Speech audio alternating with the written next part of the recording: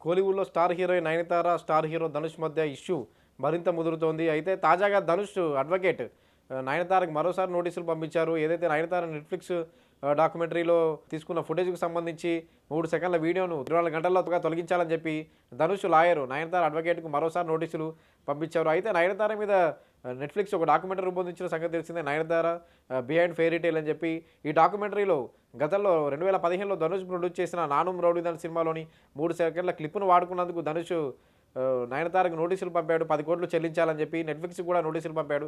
దీనిపై ఆగ్రహం వ్యక్తం చేస్తూ నయనతార ధనుష్‌కు ఘాటుగా రిప్లై ఇచ్చింది. అంటే స్ట్రాంగ్ రిప్లై ఇచ్చింది. ఆయనకు ఒక లెటర్ రాసింది.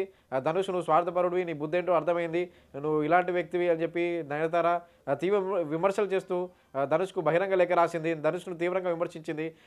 దీంతో సోషల్ మీడియాలో విపరీతంగా ఈ కామెంట్స్ ట్రెండ్ అయ్యాయి. నయనతార ధనుష్‌ను విమర్శించడంపై పలువురు ఆమెకు మద్దతుగా నిలిచారు. మరికొంతమంది వ్యతిరేకించారు. నిన్న మొన్న నయనతారను విమర్శిస్తూ ధనుష్ ఫ్యాన్స్ కూడా స్ట్రాంగ్ కామెంట్స్, నెగిటివ్ ట్రోల్స్ చేస్తున్నారు. We support Dhanush, characterless lady Nayanthara అనే హ్యాష్‌ట్యాగ్‌లను ధనుష్ ఫ్యాన్స్ సోషల్ మీడియాలో ట్రెండ్ చేస్తున్నారు. అయితే తాజాగా మరోసారి ధనుష్ లాయరు నయనతార అడ్వకేట్‌కు నోటీసులు పంపించారు.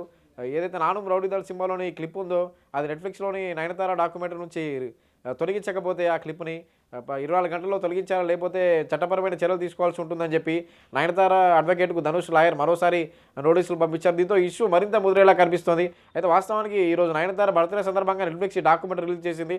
నయనతార బియాండ్ ఫెయిరీ టేల్ అని చెప్పి డాక్యుమెంటరీని. ఇందులో ఈ డాక్యుమెంటరీకి కూడా పాజిటివ్ టాక్ వస్తుంది.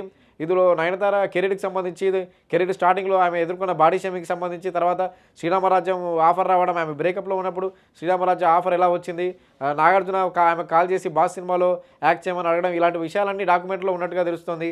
దీంతోపాటు విఘ్నేష్ శివన్‌తో పెళ్లి, ఇలాంటివన్నీ డాక్యుమెంటరీలో చాలా బ్యూటిఫుల్‌గా చూపించినట్టుగా తెలుస్తుంది. డాక్యుమెంటరీ కూడా నెటిజన్ల నుంచి, ఎవరైతే ఓటీటీ ఆడియన్స్ నుంచి మంచి రెస్పాన్స్ వస్తుంది. చివరిలో వాళ్ళ పిల్లలు చూపిస్తూ డాక్యుమెంటరీ ముగించినట్లుగా తెలుస్తుంది. అయితే ఈ డాక్యుమెంటరీలో ఆ క్లిప్‌ను అలాగే ఉంచారు. 'నానుమ్ రౌడీదాన్'లోని 3 సెకన్ల వీడియో క్లిప్‌ను అలాగే ఉంచారు. దీంతో ధనుష్ లాయర్ మరోసారి నోటీస్ పంపించారు.